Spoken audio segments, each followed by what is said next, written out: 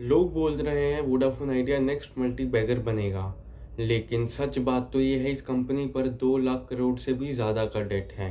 लेकिन इस वीडियो के एंड में आपको मैं कुछ ऐसी बातें बताऊंगा जो डिटरमाइन करने में मदद करेंगी क्या इस कंपनी में सर्वाइवल पॉसिबल है या इस कंपनी में कंप्लीट कोलैप्स होगा।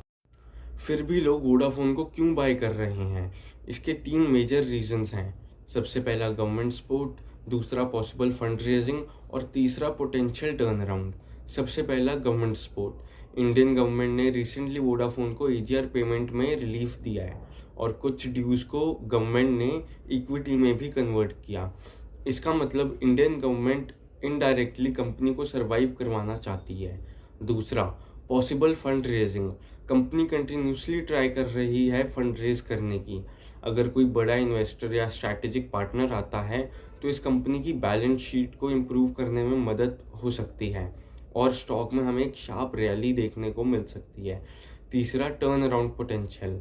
स्टॉक मार्केट में सबसे ज़्यादा पैसा तभी बनता है जब लोग टर्न अराउंड स्टोरीज में पैसा लगाते हैं, जब कंपनीज वर्स्ट फेज में होती हैं और बिगेस्ट रिटर्न मिलता है। इसीलिए इसके साथ लोग वोडाफोन पर बेट कर रहे हैं। अब हम बात करेंगे इस कंपनी के मेजर रिस्क के बारे में।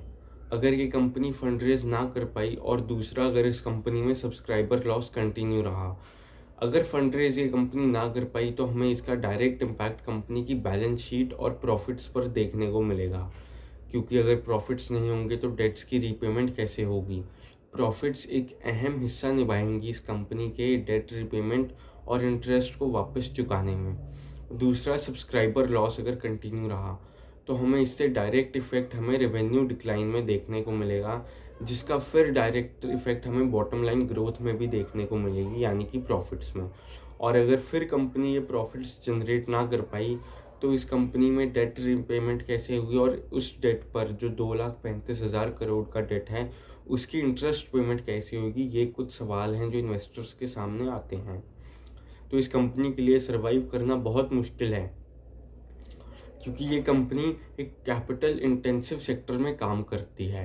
टेलीकॉम सेक्टर, टेलीकॉम इंडस्ट्री एक कैपिटल इंटेंसिव इंडस्ट्री है जहाँ पे 5G roll out, network expansion, spectrum, इन सब चीज़ों में हज़ारों करोड़ रुपए लगाए जाते हैं और लगते हैं। पर इन सब पैसा खर्चने के बाद भी कोई गारंटी नहीं कि क्या ये कंपनी में टर्न अराउंड पॉसिबल है। तो अब सवाल आता है कि इन्वेस्टर्स को क्या करना चाहिए। तो सिंपल सा लॉजिक है कि वोडाफोन कोई इन्वेस्टमेंट नहीं बल्कि एक हाई रिस्क हाई रिवॉर्ड बेट है।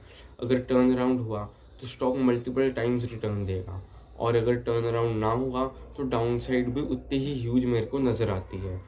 इसलिए स्मार्ट इन्वेस्टर्स ऐसे स्टॉक्स पर अपना पोर्टफोलियो का छोटा हिस्सा लगाते हैं। पर्सनली मैं इस स्टॉक में अपना वो छोटा हिस्सा भी नहीं इन्वेस्ट करूँगा। ऐसे ही स्टॉक एनालिसिस को देखने के लिए मेरे चैनल पर बने रहे। Thank you.